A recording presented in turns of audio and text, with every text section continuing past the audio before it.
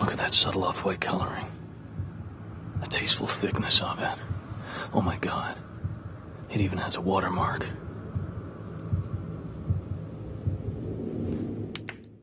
Há 20 anos, o filme psicopata americano American Psycho, de 2000, nos apresentava em definitivo Christian Bale, ator ainda pouco conhecido que foi escalado para protagonista no lugar de Leonardo DiCaprio. Gostaria de saber o motivo da preferência por Bale? Acompanhe mais este review aqui em Cine Semiótica Cinema sob uma nova ótica. Indicado inicialmente para protagonista de American Psycho, psicopata americano, DiCaprio fora preterido pela diretora Mary Harron em virtude do seu target após Titanic, de 1997, ser muito voltado para garotas adolescentes. Assim, Bale sempre foi a primeira opção de Harron.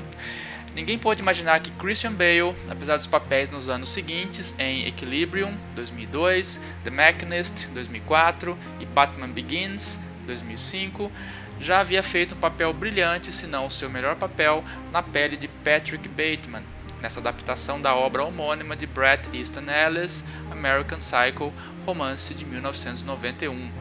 Neste canal já apresentei review de The Rules of Attraction, Regras da Atração, de 2002, filme baseado em outro romance homônimo de Ellis e que inclusive se passa no mesmo universo de American Psycho, uma vez que retrata a vida universitária do irmão de Patrick Bateman, chamado Sean Bateman, interpretado pelo inesquecível e bom moço James Van Der Beek. A controvérsia nasceu por Van Der Beek ser o bonzinho Dawson, da série Dawson's Creek, iniciada em 1998, e em The Rules of Attraction ser um controverso vampiro emocional, como ele diz no filme, An Emotional Vampire. De volta a Christian Bale, a crítica em torno dele ressalta sua incrível versatilidade e suas qualidades no cinema, sobretudo em The Machinist, papel o qual Christian Bale atua pesando pouco mais de 50 quilos, pois tinha que passar por um sujeito com insônia grave. Imaginem que o peso aceitável de Bale, com 1,83 m de altura, seria em torno de 75 kg. No decorrer de sua carreira, Bale alterna entre papéis mais sérios, depressivos, sisudos ou heróicos, em direção a essa atuação controversa e brilhante de American Psycho, na pele do Yuppie de Wall Street e lunático Patrick Bateman. A partir da adaptação do livro homônimo de Bret Easton Ellis, Harron produz uma ironia ou uma crítica social em torno da vida dos Yuppies, jovens executivos de sucesso de Wall Street que viviam de forma hedonista, consumista e fútil nos finais dos anos de 1980. Bateman é retratado no filme basicamente se drogando, alugando VHS pornô, passando por caridoso social, surtando pela reserva do melhor restaurante, cometendo crimes, na mente ou na realidade, pois o charme da obra está na construção da ambiguidade.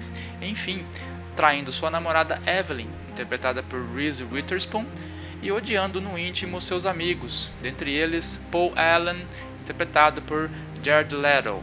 Aliás, o elenco de American Psycho é um show à parte. William Dafoe, Justin Theroux, Josh Lucas, Chloe Sevigny, entre outros. Em uma direção que me conquistou ao ver o filme, Harron opta por produzir o filme em duas camadas de signos, ou seja, há caminhos para a compreensão de assassinatos reais executados por Patrick Bateman, bem como uma outra construção argumentativa em direção mais metafórica. Nesta, os signos relativos ao ciclo de mortes, defuntos e execuções representam apenas uma mente enlouquecida na essência ou no plano da ilusão, mas que aparentemente não cometeu o crime, tendo em vista que Bateman escondia um caderninho com desenhos macabros de mortes, o qual fora encontrado por sua secretária.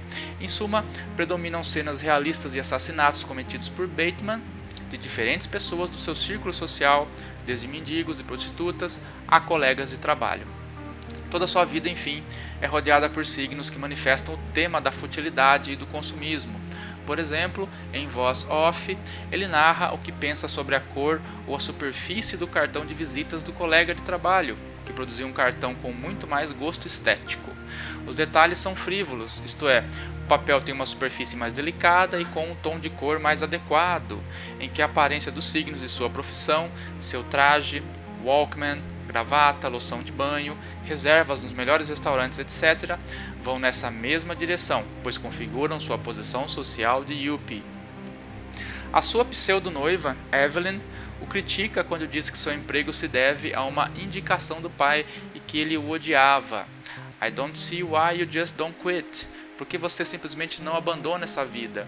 Ao que ele responde, I need to fit in.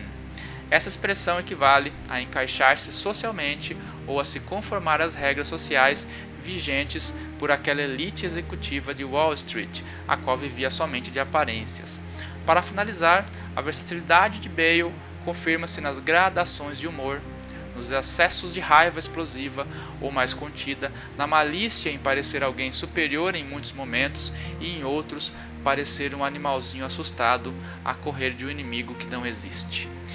Filme recomendadíssimo por mim, por mostrar como era a vida dos Yuppies, por tecer uma trama em torno dos signos da futilidade consumista e social e por revelar essa pérola do cinema que mistura violência, sátira, humor e crítica social. Cinesemiótica, cinema sob uma nova ótica. $25. You're a fucking ugly bitch. I want to stab you to death, then play around with your blood.